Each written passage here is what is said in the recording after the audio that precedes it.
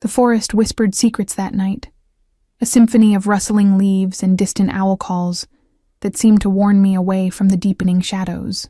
Cold autumn air pricked at my skin like tiny needles, carrying the scent of damp earth and decaying leaves mixed with something metallic and foreign, something that made my breath catch in my throat. Blood. My grandmother used to say that kindness was a lantern in the dark world, a belief I clung to despite everything I'd lost. The small wooden pendant she'd carved for me, a wolf howling at the moon, hung heavy against my chest as I ventured further than I should have, away from the safety of my isolated cabin. The forests of northern Maine were unforgiving at the best of times, but at night, they transformed into another realm entirely. The village 3 miles south had never truly accepted me. The strange girl who lives alone, they called me, with my too pale hair and my tendency to heal animals that most would consider beyond saving. Whispers followed me whenever I visited for supplies, how I was unnatural, possibly practicing forbidden arts. I wasn't, of course, just a veterinary student who'd abandoned her studies after the accident that took my parents, seeking solitude where judgment couldn't reach me. Or so I thought. "Hello?" I called softly, following the trail of disturbed underbrush. The metallic scent grew stronger, mixed now with musk and something wild. "Is someone hurt?" The silence that answered sent chills down my spine. I shouldn't be out here. Every instinct screamed for me to return to my cabin, to lock the door and forget whatever wounded creature lay ahead, but my grandmother's voice echoed in my memory. "Compassion isn't a choice, Eleanor. It's who you are." A low growl froze me in place. In the clearing ahead, illuminated by slashes of moonlight penetrating the canopy, lay the largest wolf I had ever seen. Its coat was midnight black, making it nearly invisible against the forest floor, except for the gleaming silver eyes that fixed on me, with an intelligence that seemed almost human. Blood matted its left flank, and a cruel metal trap had mangled its hind leg. My heart thrashed against my ribs. This was no ordinary wolf. We didn't have wolves in this part of Maine, not for decades. Yet here was a specimen that seemed to have emerged from primeval times, its massive shoulders bunched as it watched me with those unnerving silver eyes. "Easy," I whispered, slowly lowering my pack to the ground. "I'm not going to hurt you." The wolf's lips curled back, revealing fangs that could easily tear through my throat, yet it made no move to attack, even as I cautiously removed my emergency veterinary kit. Instead, it observed me with an intensity that seemed to evaluate my very soul. I had treated wounded foxes, raccoons, even a young black bear cub once, but never a wolf, and certainly never one of this size or bearing. Its presence radiated power even in its injured state, like royalty fallen on the battlefield. "That trap is cruel," I said softly, filling a syringe with sedative as I spoke in what I hoped was a soothing tone. "I need to remove it and clean your wounds.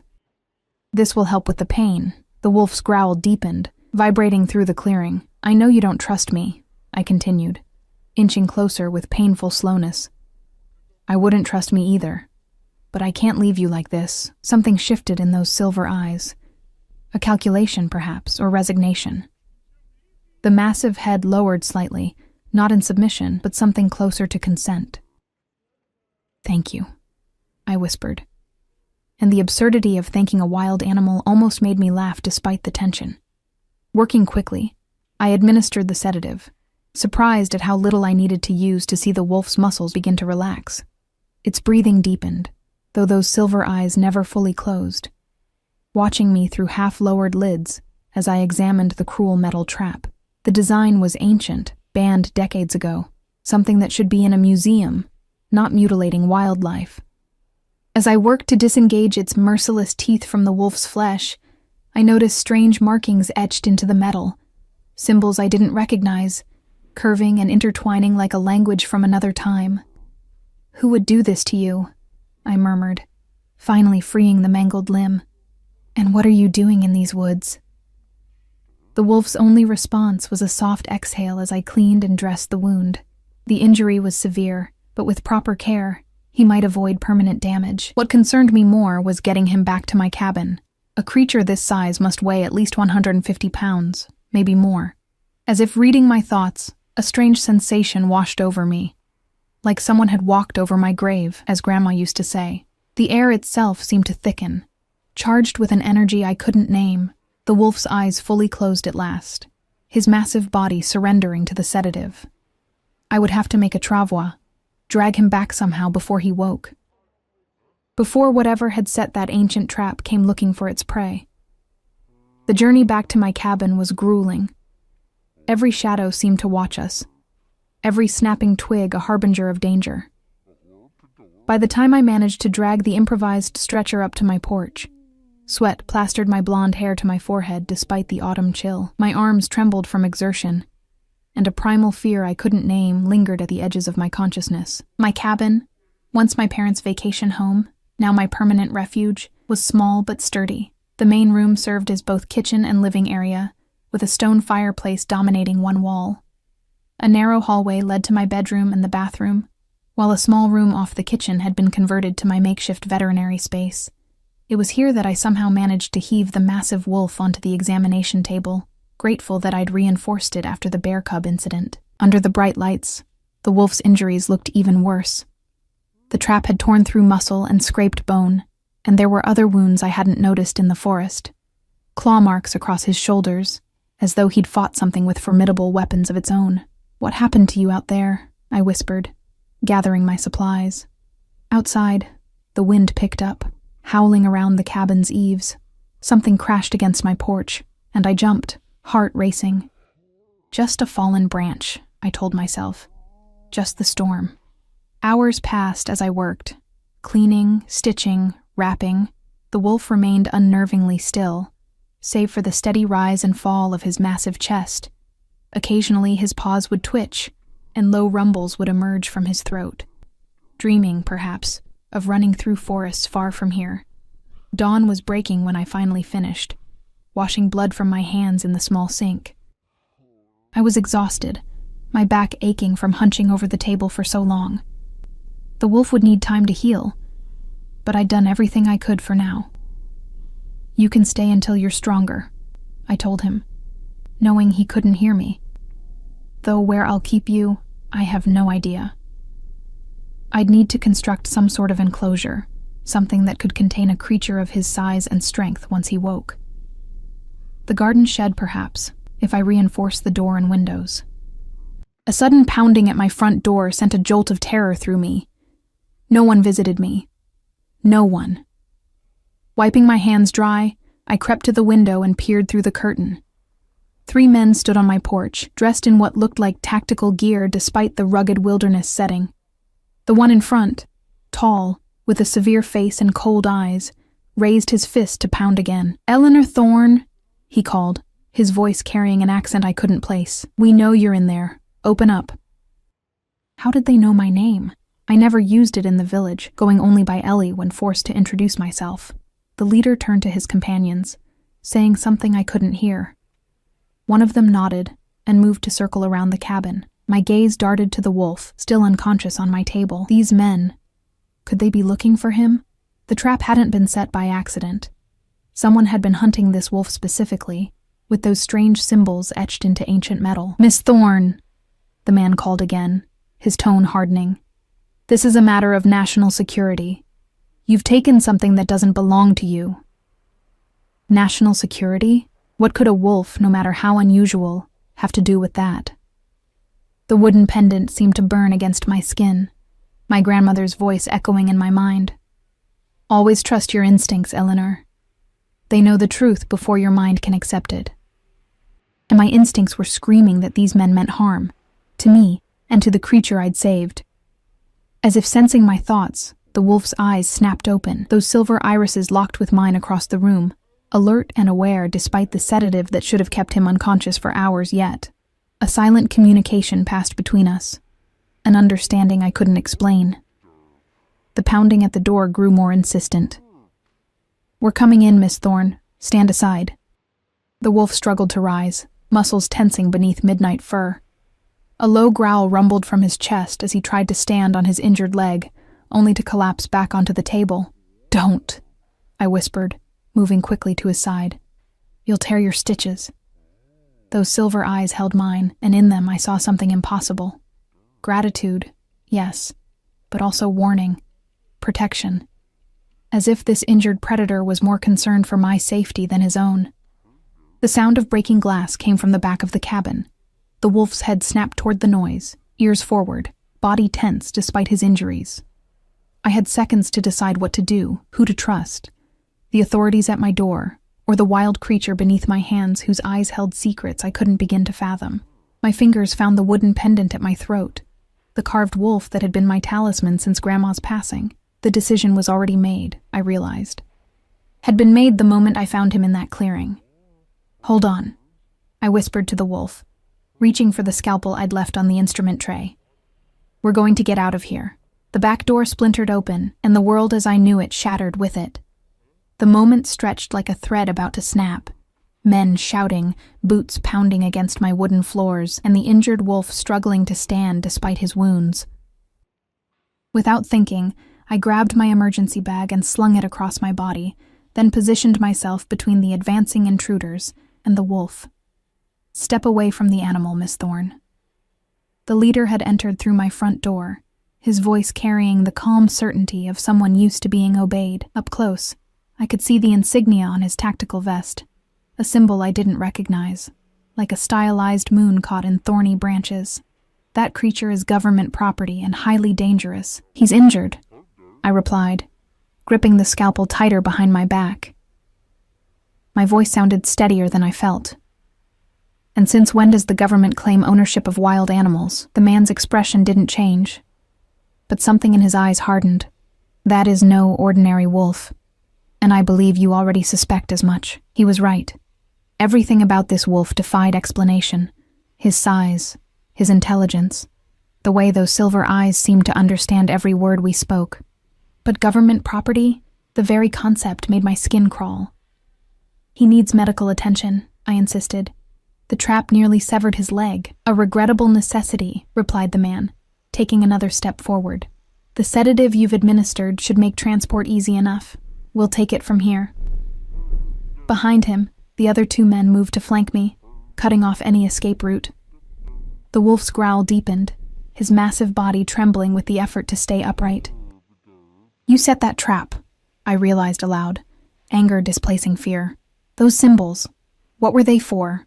What are you really doing out here?" A flicker of surprise crossed the leader's face. "The symbols are none of your concern.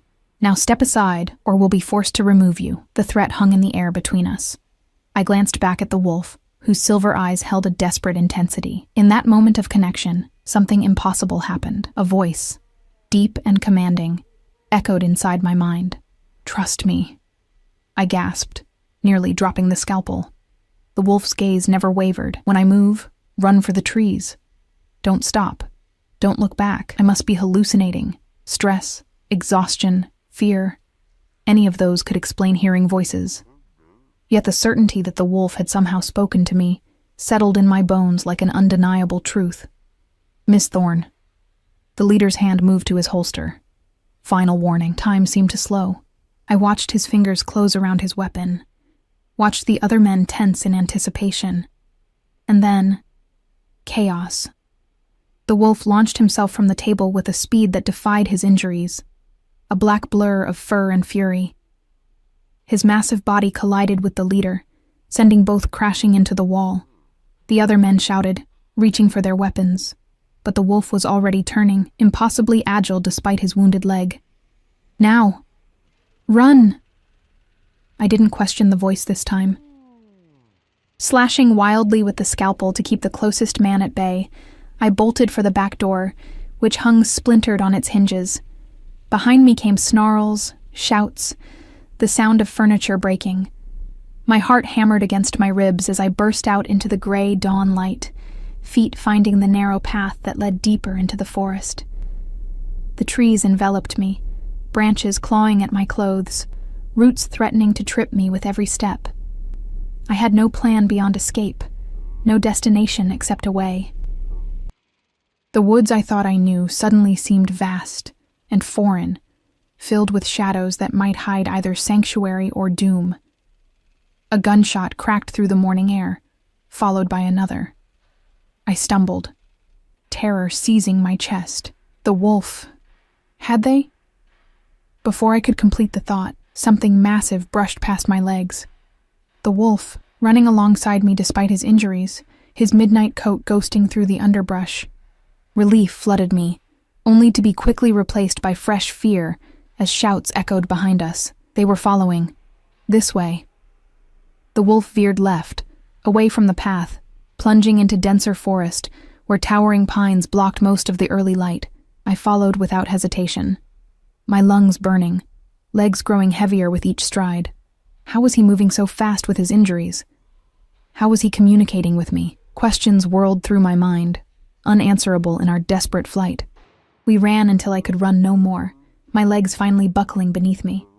I collapsed against the gnarled roots of an ancient oak, gasping for breath, the taste of copper coating my tongue.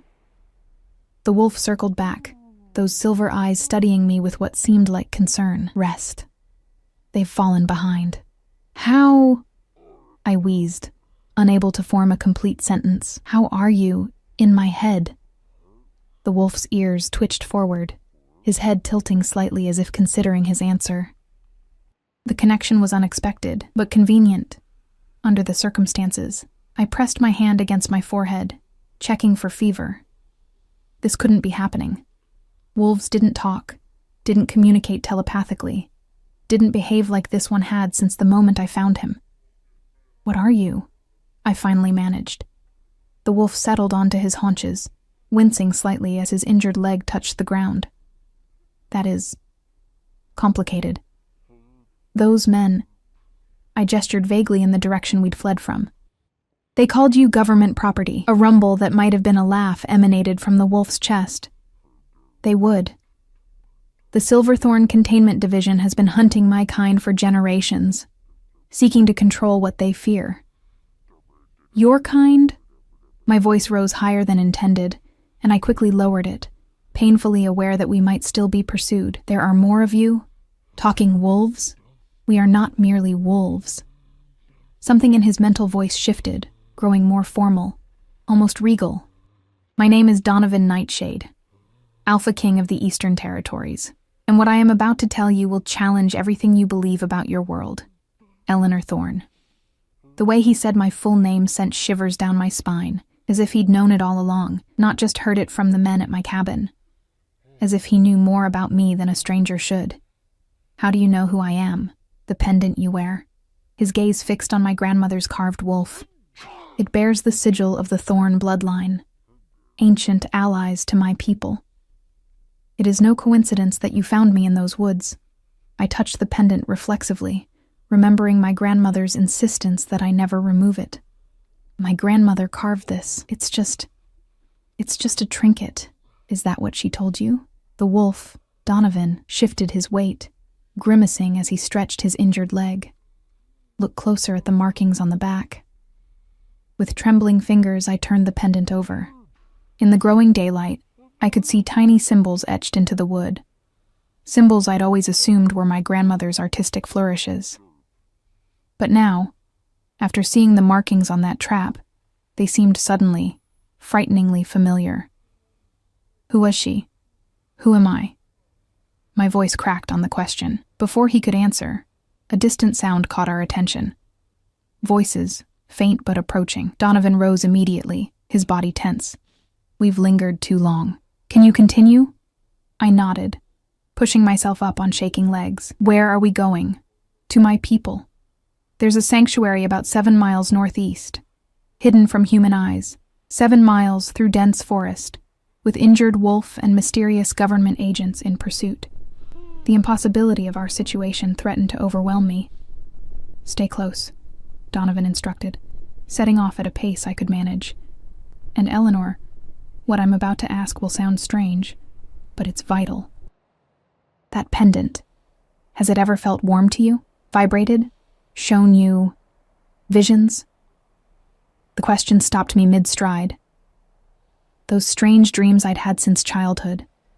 Wolves running through moonlit forests, ancient stone circles, faces that seemed half human and half beast.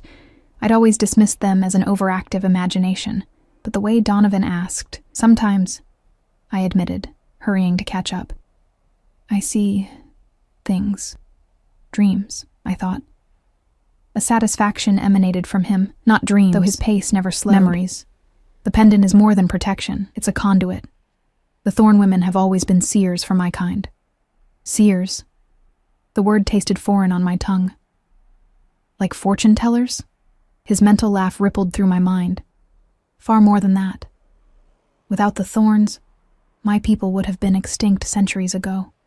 Your line has the rare ability to walk between worlds, to see threats before they manifest. We continued through the forest, every step taking us deeper into wilderness I'd never explored.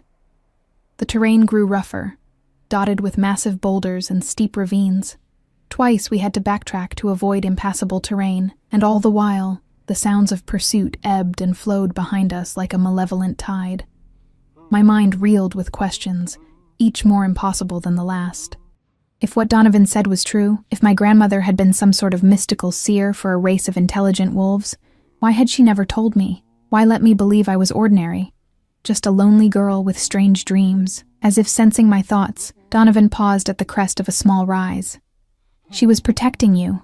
Knowledge is dangerous, especially when the Silverthorn division is involved. Those men back there, I said, taking advantage of the brief rest to catch my breath. What do they want with you? With your people? Donovan's silver eyes darkened. Control, power. Our ability to shift between forms makes us valuable weapons in their eyes. Shift between... I froze, the implication hitting me like a physical blow. You mean you're not always a wolf? You can be... human, yes. His mental voice was careful, measuring my reaction, though shapeshifter would be more accurate. We are neither fully wolf nor fully human, but something older than both. The world tilted beneath my feet, reality rearranging itself around this impossible revelation. Werewolves. I had rescued a werewolf. No, according to him, I had rescued werewolf royalty. Why can't you shift now? I asked, gesturing to his injured form. Wouldn't it be easier to escape as a human? Donovan's ears flattened against his skull, his mental voice taking on a grim edge. The trap. Those symbols you noticed, they're binding runes. Ancient magic designed to lock shapeshifters in one form. Until they fade or are broken by someone with the right knowledge, I'm confined to wolf form, magic. I repeated faintly. Of course. Why not add that to today's impossibilities? A sound like a helicopter's distant thrum reached us, growing louder by the second. Donovan's head snapped up, ears pricked forward. They've called in air support. We need to find cover, now. We abandoned the ridge, plunging down into a ravine where a small stream cut through the forest floor. The overhanging trees provided some concealment from above, but the noise grew steadily louder, branches swaying with the downdraft as the helicopter circled nearby.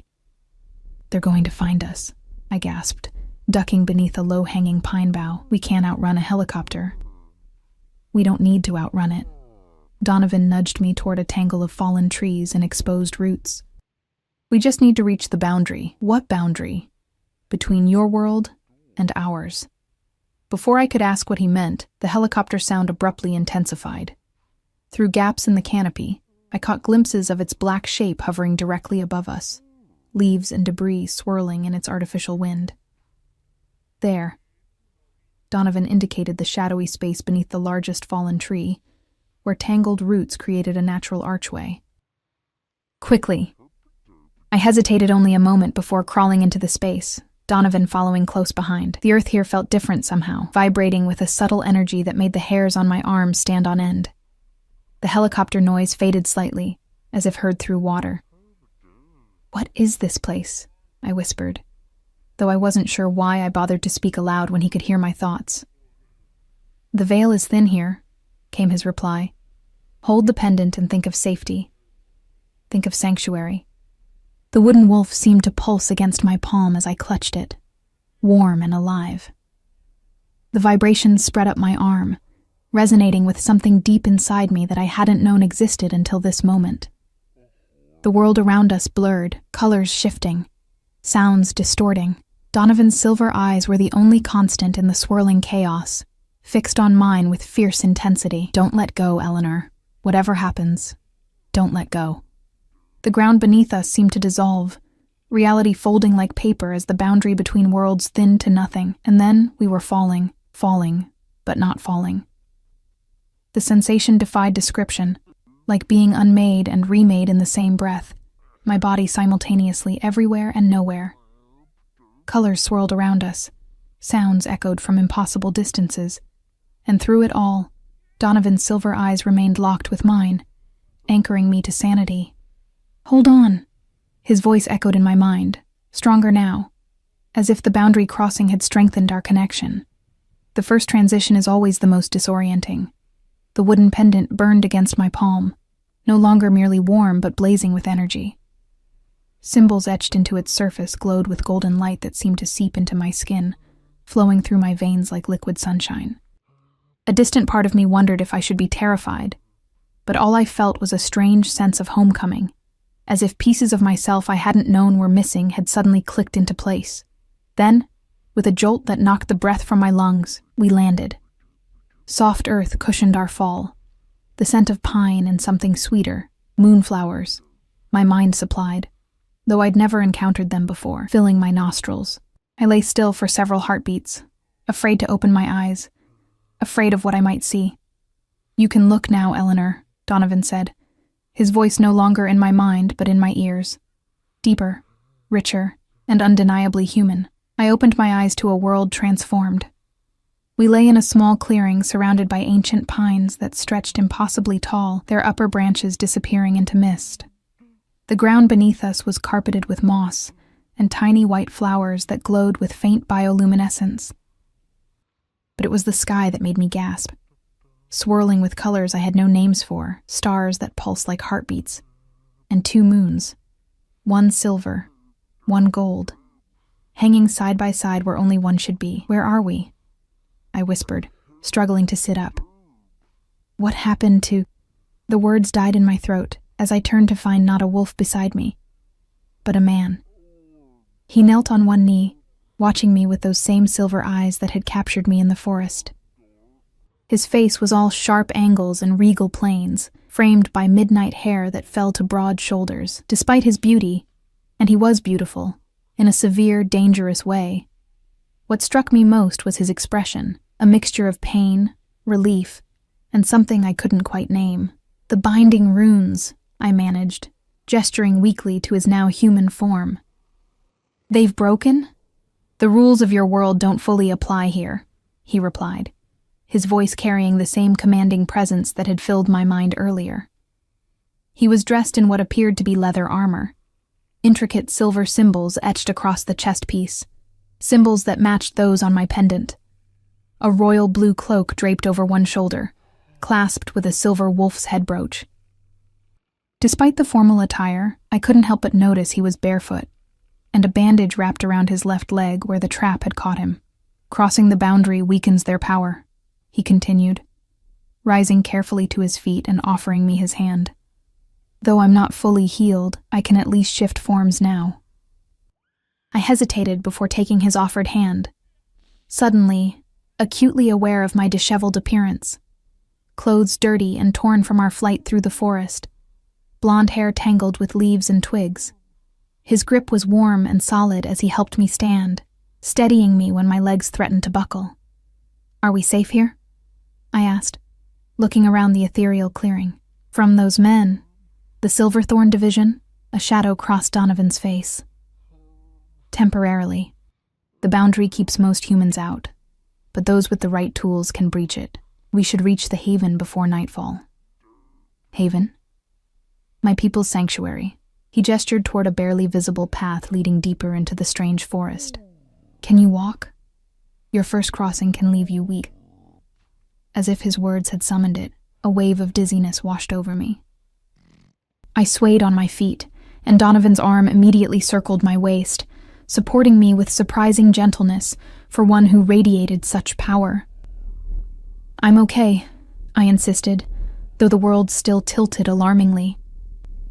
"Just give me a moment." He guided me to a fallen log at the edge of the clearing, helping me sit before kneeling to examine my scratched and bleeding feet. In our desperate escape, I hadn't noticed losing my shoes. "You've been extraordinarily brave, Eleanor Thorne," he said quietly, tearing strips from his cloak to bind the worst of my cuts. "Few humans would have helped a wounded wolf. Fewer still would have defied armed men to protect one, and almost none would have survived crossing the boundary with their sanity intact." His hands were surprisingly gentle as they wrapped the makeshift bandages around my feet, though I could feel calluses that spoke of weapons training and hard living. This was no pampered royal, despite his title. "I didn't know what I was doing," I admitted. "Any of it. I just couldn't let them take you." Donovan's silver eyes flicked up to meet mine, something like wonder crossing his features. "Instinct," he murmured, the Thorne bloodline asserting itself, even without knowledge. His gaze fell to the pendant still clutched in my hand. "Your grandmother never told you anything? About your heritage, your abilities?" I shook my head, memories of my quiet, kind grandmother washing over me. She'd been full of stories, folklore, and fairy tales that had captivated my childhood imagination, but nothing that hinted at this impossible reality. She used to say that our family had a special connection to the natural world, I recalled, that we were guardians of balance. I thought she meant we should recycle and use eco-friendly cleaning products. A surprised laugh escaped him, a warm, rich sound that transformed his severe features into something almost boyish. "A practical interpretation," he conceded, though somewhat understated. "What am I really, then?" I asked, needing to hear it directly. "If my grandmother was a seer for your people, what does that make me?" Donovan finished binding my foot and sat back on his heels, his expression growing solemn. "The Thorne women are more than seers, Eleanor. They're boundary walkers, rare humans who can traverse the spaces between worlds without losing themselves. They can see threats before they materialize, forge connections between minds, and, most importantly for my people, break binding spells, like the one on you?" I glanced at his injured leg, now human but still bandaged. He nodded. "The trap was specifically designed for me. The Silverthorn Division has been hunting alpha shapeshifters for decades, seeking to either control us or eliminate us entirely. But why? What threat do you pose?" "Power," he said simply. "Shapeshifters have always lived alongside humanity, mostly in secret. We're faster, stronger, more resilient. Some of us have additional gifts: telepathy, healing, elemental affinities. Throughout history, we've been both protectors and predators, depending on the alpha leading each pack." "And you?" I asked, studying his regal bearing. "What kind of alpha are you?" Something dangerous flashed in his eyes. "One who believes in balance, in coexistence rather than dominance, which makes me dangerous to those who would use my people as weapons." He rose, offering his hand once more. "We should continue this discussion while moving. The haven is still several hours' journey."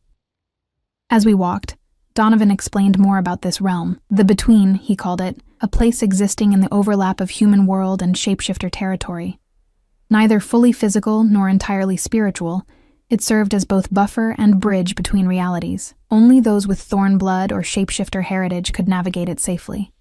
Ordinary humans who stumbled in by accident often lost their minds, or emerged changed in fundamental ways. The forest around us grew stranger the deeper we ventured. Trees with bark like polished obsidian rose alongside others with luminescent leaves that chimed softly in the breeze. Creatures that resembled foxes, but with too many tails, darted across our path, while birds with feathers that shifted color with each wing beat observed us from swaying branches. "Your leg," I noted as we paused by a stream of water so clear it was nearly invisible. "It's healing faster than it should." Donovan knelt to drink, cupping the crystalline water in his hands. "Shapeshifter physiology," he explained. "We heal roughly 5 times faster than humans, and the Between accelerates that process." I joined him at the stream's edge, the cool water soothing my parched throat. "These men hunting you, will they follow us here?" His expression darkened. "They've developed technology to track shapeshifters across boundaries. It's how they found me in your world to begin with." He touched his injured leg reflexively. The trap contained a tracking device along with the binding runes, which I removed, I realized with a chill, and brought to my cabin. "Yes." His silver eyes held mine. "That's why they came for you so quickly." They've been monitoring boundary fluctuations for months, trying to locate our haven. Guilt crashed over me. I led them right to you. No. Donovan's voice was firm. You saved me, Eleanor. Without your intervention, I would have been captured or killed. His hand covered mine briefly where it rested on the stream's bank, and you've given us a chance to turn the tables. The Silverthorn Division doesn't know about you. They don't realize a boundary walker has awakened. I don't feel awake, I admitted. I feel lost. Yesterday I was just a reclusive ex-vet student hiding from the world. Today I'm apparently some mystical boundary walker with powers I don't understand, running through an impossible forest with the king of shapeshifters. A smile quirked the corner of his mouth. When you put it that way, it does sound rather overwhelming. Overwhelming doesn't begin to cover it. I stood, brushing dirt from my already filthy jeans. And I still don't understand why my grandmother never told me the truth. If this is my heritage, why keep it secret? Donovan rose beside me, his face growing solemn once more. Because knowledge of the boundary walkers has been systematically erased from human awareness. 25 years ago, the Silverthorn Division launched Operation Moonfall, a coordinated attack on every known Thorn descendant. Ice spread through my veins. What? Your family was hunted, Eleanor, just as mine has been. He began walking again, his stride more pronounced as he favored his injured leg.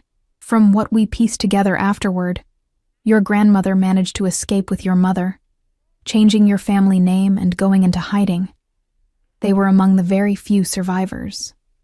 Memories flashed through my mind, moving frequently during my early childhood, my mother's insistence on using cash instead of credit cards, the way my grandmother would sometimes freeze at unexpected noises.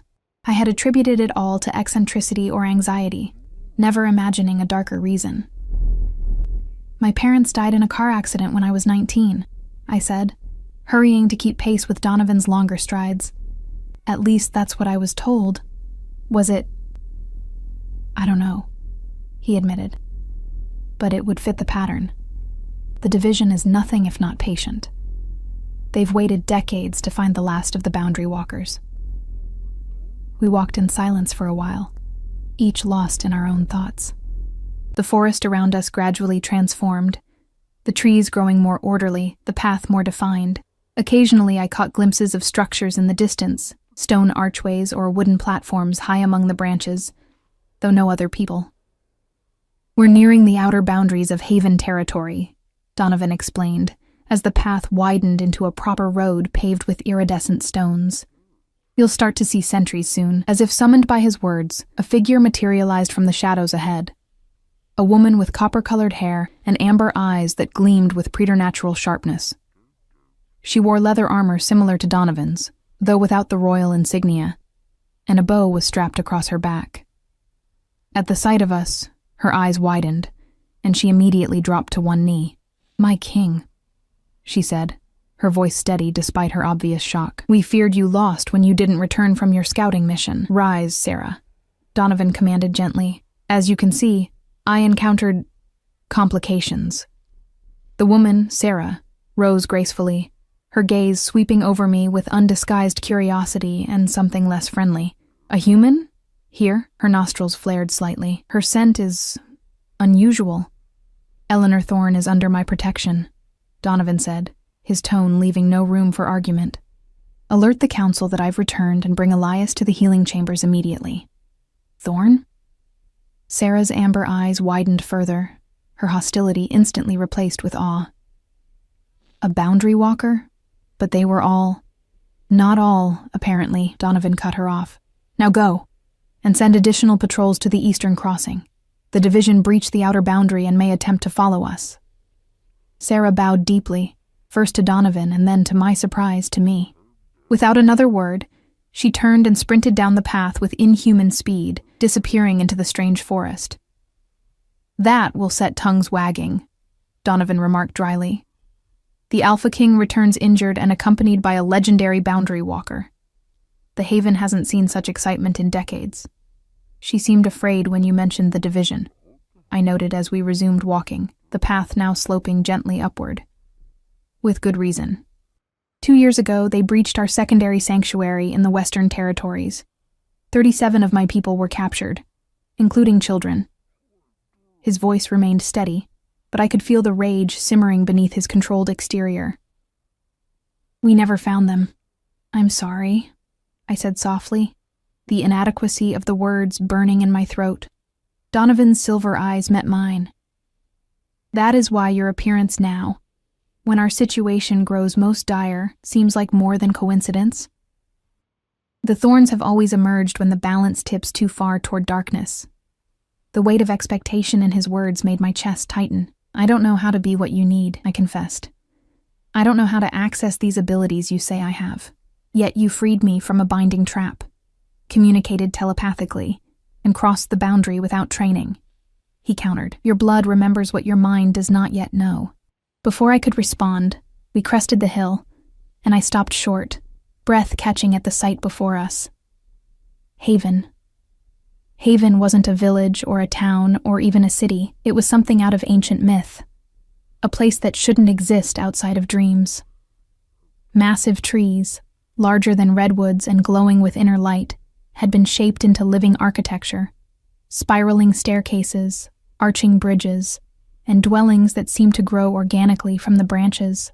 Stone structures rose among them, their surfaces etched with the same silvery symbols that adorned Donovan's armor and my pendant. Crystal spires caught the strange light of the double moons, refracting it into cascades of color that danced across the canopy. At the center of it all stood what could only be described as a palace. Part tree, part stone, part something else entirely, its towers stretching toward the impossible sky, while its roots plunged deep into the earth below. It's beautiful, I whispered, unable to fully process what I was seeing. How can this exist without humans knowing? The Between shields us, Donovan explained, a note of pride in his voice, and we've had centuries to perfect our concealment. He gestured toward the sprawling settlement. Haven is our last true sanctuary, home to over 3,000 shapeshifters from various packs and bloodlines. As we descended the path toward the city, I became aware of eyes watching from windows and doorways, curious faces appearing and then withdrawing as we passed. Word of our arrival had clearly spread quickly. Occasionally, someone would bow deeply or touch their forehead in what appeared to be a gesture of respect, not just to Donovan, but to me as well. They're staring at me, I murmured, self-consciousness washing over me anew. In my torn, dirty clothes and improvised bandages, I hardly looked like a mythical boundary walker. Many have never seen a thorn before, Donovan replied quietly. You're literally a legend come to life. A small crowd had gathered at the base of the hill, where the path widened into a proper road. As we approached, they parted silently, forming an aisle that led toward the central palace. Their expressions ranged from awe to skepticism to outright hope. Too many emotions for me to process in my exhausted state. An elderly man with a magnificent white beard stepped forward, leaning on a staff carved with symbols similar to those on my pendant. His eyes, a striking amber gold, widened at the sight of us. By the old moon, he breathed. It's true, a thorn walks among us once more. Donovan inclined his head slightly. Elder Elias, I trust Sarah delivered my message? Indeed, Your Majesty. The old man, Elias, bowed, though his gaze remained fixed on me with unsettling intensity. The healing chambers are prepared, and the council awaits your presence. He hesitated, then added, the division's breach of the eastern boundary has been confirmed. Our scouts report at least 12 operatives with boundary-crossing technology have entered the Between. A ripple of unease passed through the gathered crowd. Donovan's expression hardened, but he maintained his regal composure. Double the patrols and activate the inner wards, he commanded. No one enters or leaves Haven without my direct authorization. His hand touched my elbow lightly. Eleanor needs rest and care before we address the council. See to it that appropriate quarters are prepared near mine. Elias bowed again. Already done, Your Majesty. As we continued toward the palace, Donovan's fingertips remained at my elbow, a subtle pressure that somehow kept me grounded amid the overwhelming strangeness. The crowd followed at a respectful distance, whispers rising and falling like waves. Is it always like this? I asked quietly. The bowing and your majesty business? A hint of wry amusement crossed his face. More or less, though usually I'm not limping and accompanied by a legendary human sorceress. I'm not a sorceress, I protested automatically. No, he agreed. You're something far rarer and more valuable. The palace entrance loomed before us.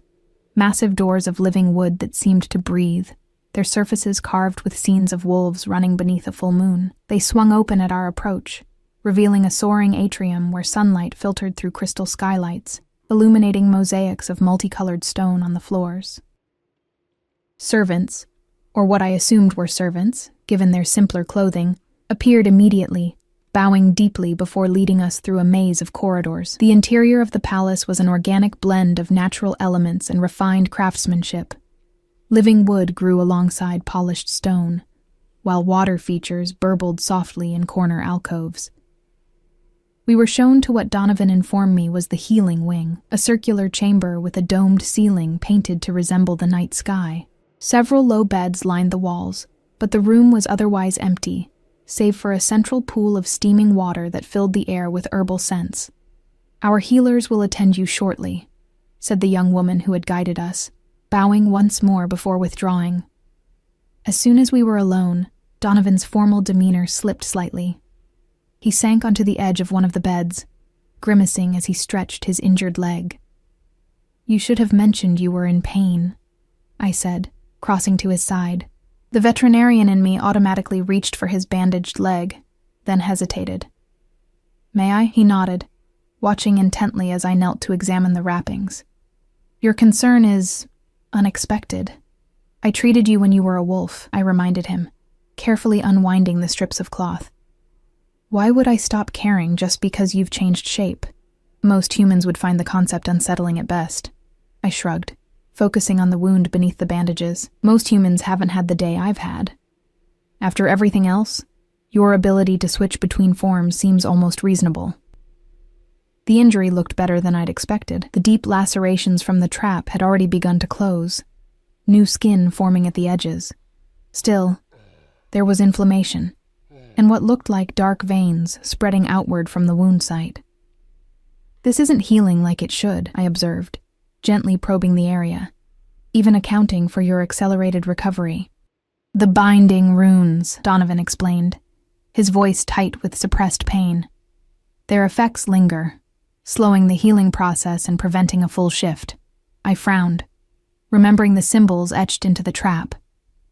These runes, you said they need to be broken by someone with the right knowledge. You meant me, didn't you? A boundary walker. Yes. His silver eyes held mine. The Thorn bloodline has always been able to neutralize binding magic.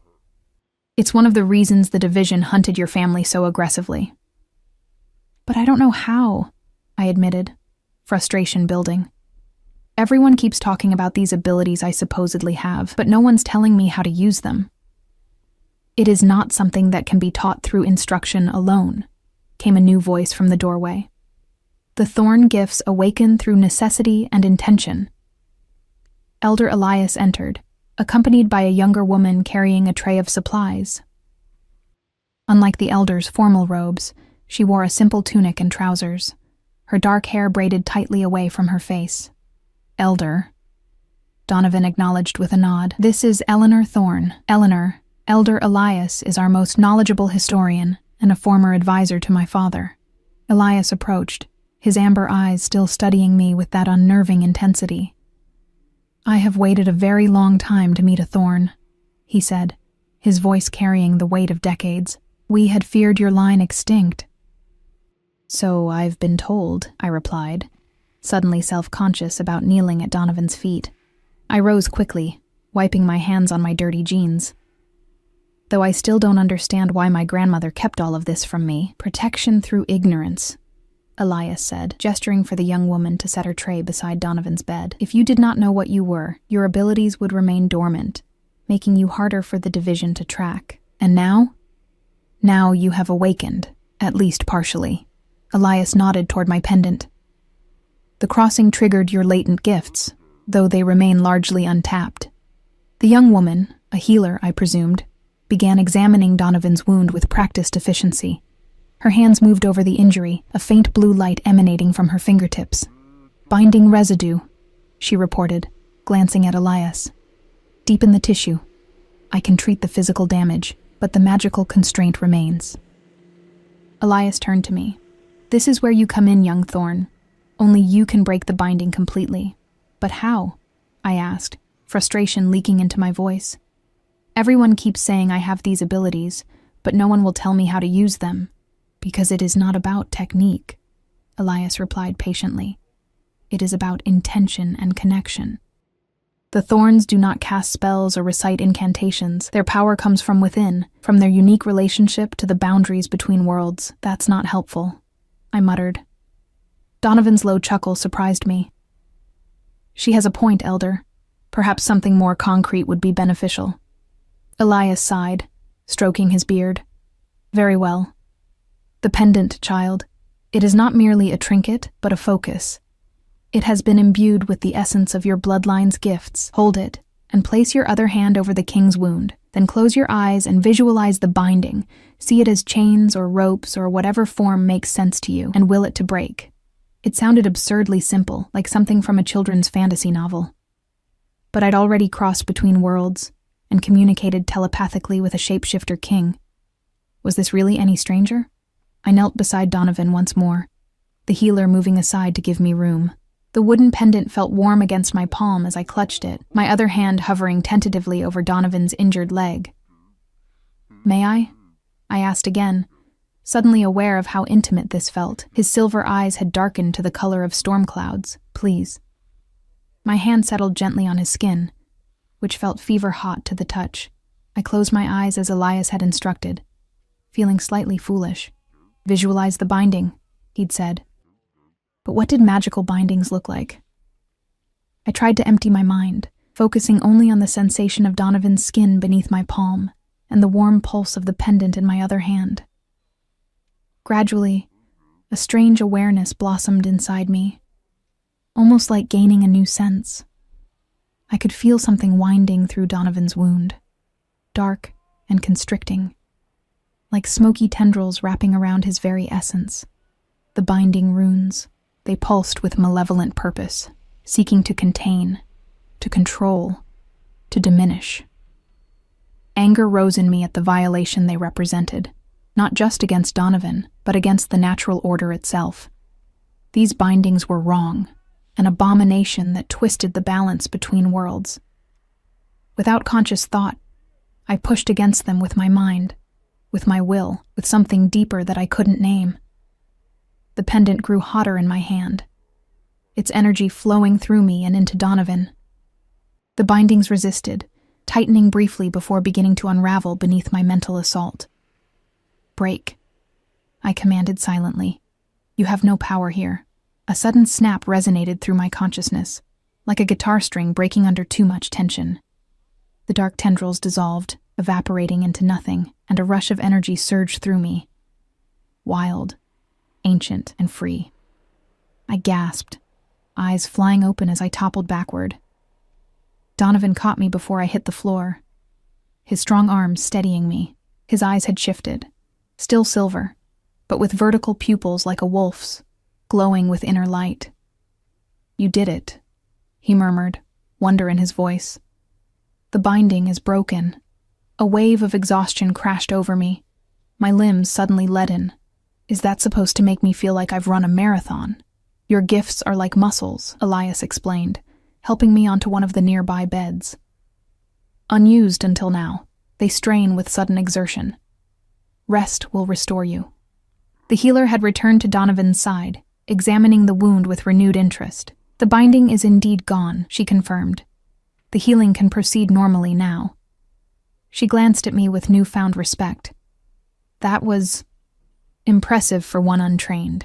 I wanted to respond, to ask more questions about what had just happened, but fatigue dragged at my consciousness like quicksand. The last thing I saw before sleep claimed me was Donovan's face, his expression a mixture of gratitude, concern, and something deeper that made my heart skip despite my exhaustion. I woke to unfamiliar surroundings, momentarily disoriented by the soft bed beneath me and the silvery light filtering through gauzy curtains. The events of the past day came rushing back in a disjointed flood. The wounded wolf, the men with guns, the impossible journey through the between. "She wakes," came a soft voice. I turned to find a young woman sitting in a chair near the window, not the healer from before, but someone new. She had delicate features and long hair the color of autumn leaves, and she watched me with curious green eyes that held a hint of something wild. "Where am I?" My voice came out raspy with sleep. "The royal wing of Haven Palace," she replied, rising gracefully. "I am Nira, assigned as your attendant during your stay."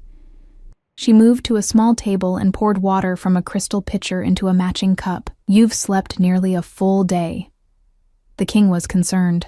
I sat up slowly, accepting the water with gratitude. The cool liquid soothed my parched throat as I took in my surroundings properly. The room was spacious and elegant, with living vines forming intricate patterns on the walls and ceiling.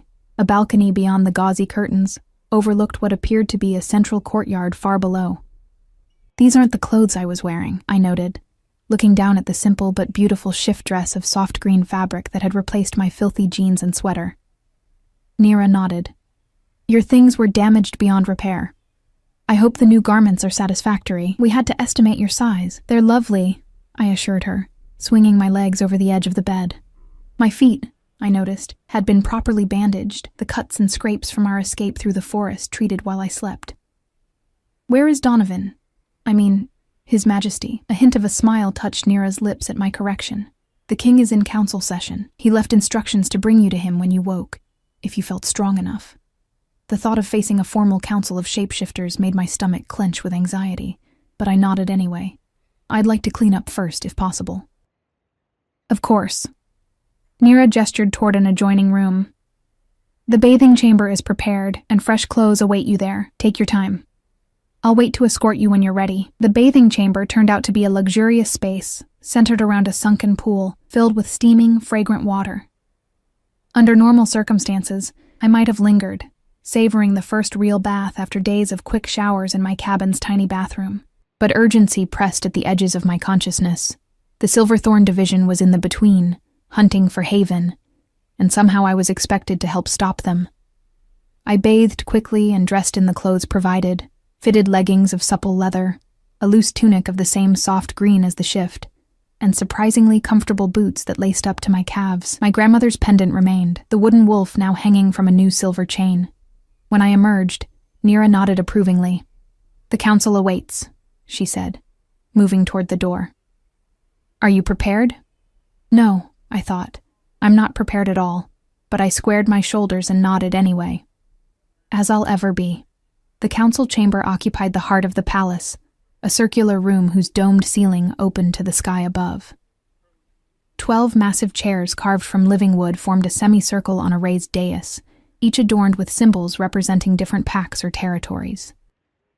At the center stood a throne slightly larger than the others, its surface inlaid with silver that caught the light streaming through the open dome.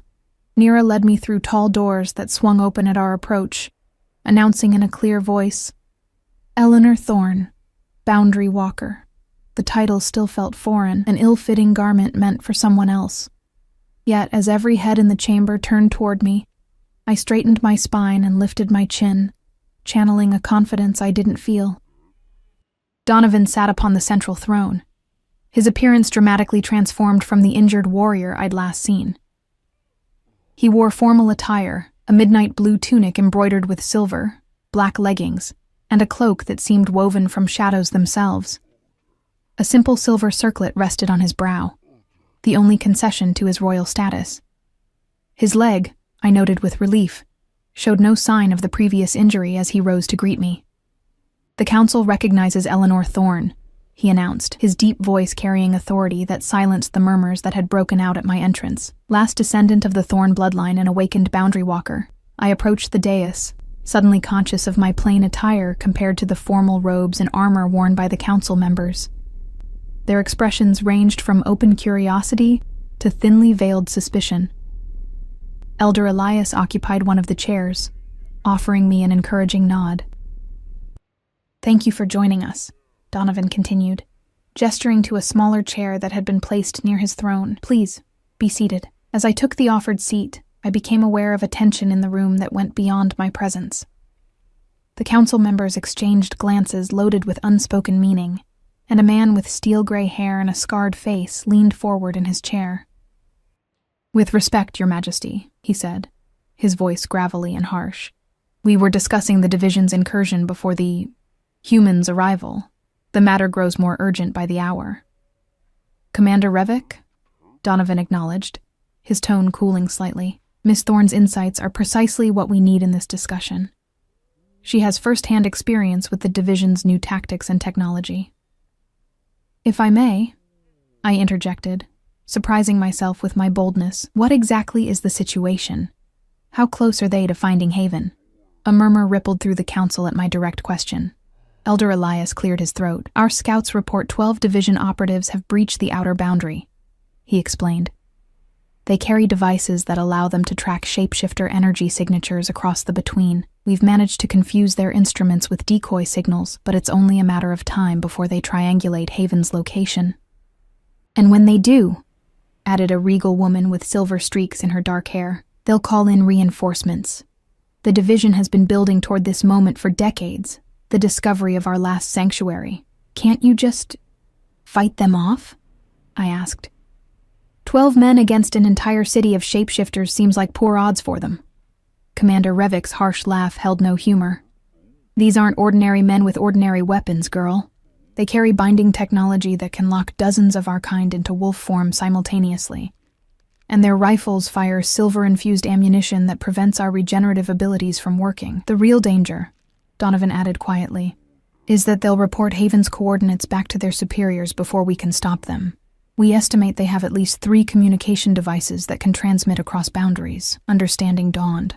"So you need to neutralize all of them before any can send a message." "Precisely," said Elder Elias. "But they've scattered throughout the between, making it difficult to track them all simultaneously." Donovan leaned forward slightly. "This is where you come in, Eleanor. The Thorns have always been able to sense intruders in the between, to locate those who don't belong. But I don't know how," I protested, the familiar frustration rising again. "I can't just—" The pendant at my throat suddenly warmed, cutting me off mid-sentence. A strange sensation washed over me, like standing in a stream and feeling the currents change direction. Without thinking, I clutched the wooden wolf in my palm, closing my eyes as images flooded my mind. Flashes of men in tactical gear moving through the misty forests of the between, the landscape rippling around them like water disturbed by stones. "South!" I gasped, opening my eyes to find everyone staring at me. 3 of them are approaching from the south, following a stream that glows blue at night. They have a device that's pulsing, searching. Stunned silence filled the chamber. Then Commander Revik shot to his feet. "Luminous Creek," he confirmed, turning to Donovan. "That's less than 5 miles from the southern gate." "How did she—" "The Thorn gifts manifest when needed most," Elder Elias said softly, something like vindication in his voice. "As they always have." Donovan's eyes never left mine, silver depths filled with a mixture of wonder and grim determination. "Can you locate the others?" I hesitated, then closed my eyes again, focusing on the strange new awareness that had awakened within me. The pendant grew warmer, images shifting behind my eyelids like scenes from a dozen different films playing simultaneously. 4 more to the east, near a circle of white stones, I reported, my voice steadier now. 2 heading north through a valley of red trees. The remaining 3, I frowned, concentration deepening. I can't see them clearly. They're shielded somehow. "The division has developed methods to block Thorn tracking," Elder Elias explained. "They've studied our ways for generations." "Still, this gives us something to work with," Donovan said, rising to his feet. "Commander Revik, dispatch elite units to the locations Eleanor has identified. Silent approach, containment priority. No one transmits back to their base." The scarred commander nodded sharply, already moving toward the doors with several council members following in his wake. "What about the 3 I couldn't locate?" I asked, a chill running down my spine despite the warmth of the pendant against my skin. Those are likely their leaders, Donovan replied grimly. The most dangerous, carrying the primary communication equipment. The silver-streaked woman spoke up. Your Majesty, we should evacuate the most vulnerable, the children, the elders, those who cannot fight. To where, Counselor Kira? Donovan asked, though his tone suggested he already knew her answer. The deep sanctuary, she said, beyond the second boundary. A heavy silence fell over the remaining council members. Elder Elias shook his head slowly. The crossing would be treacherous without proper preparation, he warned. And we have no guarantee the division hasn't found a way to breach even that boundary. I don't understand, I said, looking between their solemn faces. What's the second boundary? A final barrier, Donovan explained, separating this realm from our ancestral homeland. Few have crossed it in generations.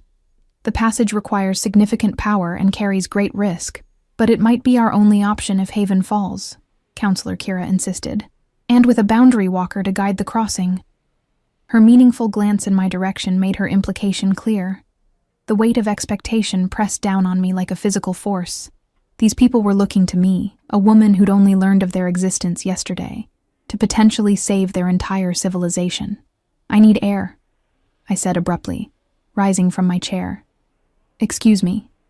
Without waiting for permission, I strode toward a small balcony I'd noticed off the side of the chamber. No one tried to stop me as I pushed through the gauzy curtains into the open air, gripping the stone railing as I dragged oxygen into my constricted lungs. Below me stretched Haven in all its impossible beauty, lights beginning to twinkle in windows as the strange double moons rose higher in the alien sky. Somewhere in those winding streets were children who might soon be fleeing for their lives, families who had already lost so much to the humans who hunted them. And I, apparently, was expected to be their savior. It's a lot to absorb, came Donovan's voice from behind me. I didn't turn around. That's an understatement. He moved to stand beside me, his shoulder almost but not quite touching mine as he gazed out over his kingdom. I didn't mean to overwhelm you in there. But you need me, I said flatly. You need these abilities I barely understand to save your people from a threat I only learned existed yesterday. Yes. His honesty was refreshing at least. But I also understand your position. To have your entire identity upended. To discover a heritage and responsibility you never asked for. Sounds like you have some experience with that, I observed, glancing at the silver circlet on his brow. A faint, sad smile touched his lips. I never expected to be king. My older brother was the heir, trained from birth for the throne. I was the second son, allowed more freedom, fewer expectations. What happened to him? The division happened. His hands tightened on the railing. 8 years ago, they ambushed a diplomatic party traveling to meet with another shapeshifter clan. My brother, my father, and 14 others were killed. 3 were taken alive for experimentation. I was away, leading a hunting expedition in the north. I'm sorry, I said softly, the inadequate words all I had to offer. I returned to find myself king of a diminished, hunted people.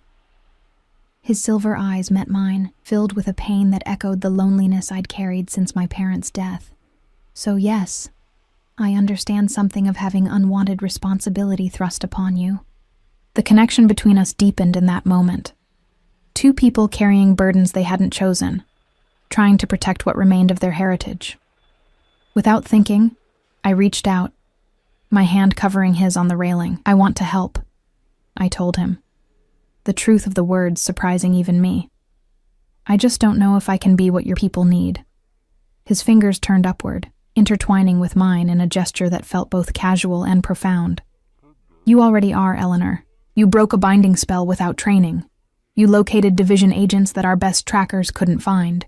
And you crossed the boundary carrying another being, something only the strongest thorns could ever accomplish. But the second boundary is a concern for another day, he interrupted gently.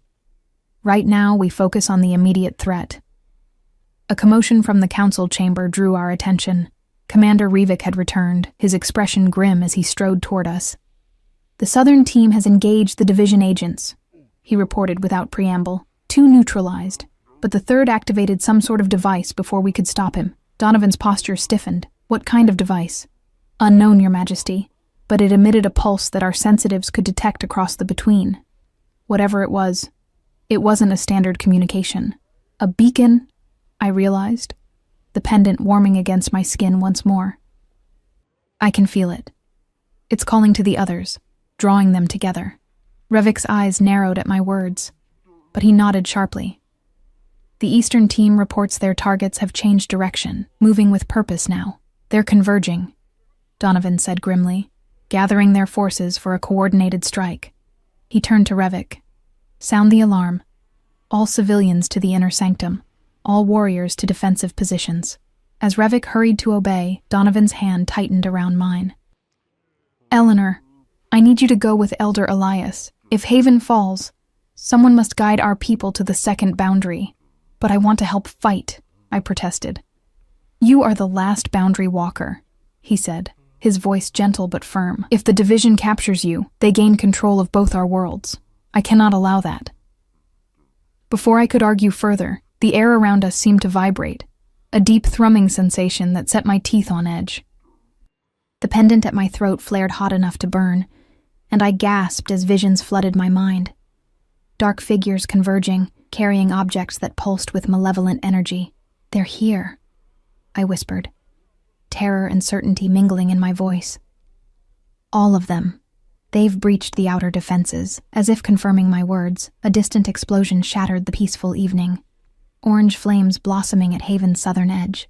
Shouts and howls filled the air as shapeshifters rushed to defend their home. Donovan's face transformed, the diplomatic ruler replaced by the warrior king. Go with Elias, he commanded, already turning away, his body beginning to shimmer with the energy of an imminent shift. I caught his arm. Wait. There's something else. The pendant's heat had changed, not burning now, but resonating with a different energy. I can feel it. The way they're tracking you. The division's technology is tuned to shapeshifter energy signatures specifically. We know this, he said, impatience coloring his tone as another explosion rocked the city. But that's the key, I insisted, certainty flowing through me from some ancestral memory I couldn't name. If I can disrupt their calibration, change the frequency they're tracking, understanding dawned in his silver eyes. You think you can blind their instruments? I can try. The knowledge of how to do this was there suddenly, unfolding in my mind like a forgotten memory. But I'll need to be at the center of Haven, where the boundary energy is strongest. For a heartbeat, he hesitated, torn between the need to lead his warriors and the potential of my plan. Then he nodded sharply. The heart chamber, he said. Below the palace. His hand cupped my cheek briefly, the touch searing in its intensity. Be careful, Eleanor Thorne. You've become far too important to lose. Before I could respond, he was gone, shifting forms in a blur of motion that left a massive black wolf racing toward the sounds of battle. And I stood alone on the balcony, pendant burning against my skin, the fate of an entire civilization somehow resting in my hands.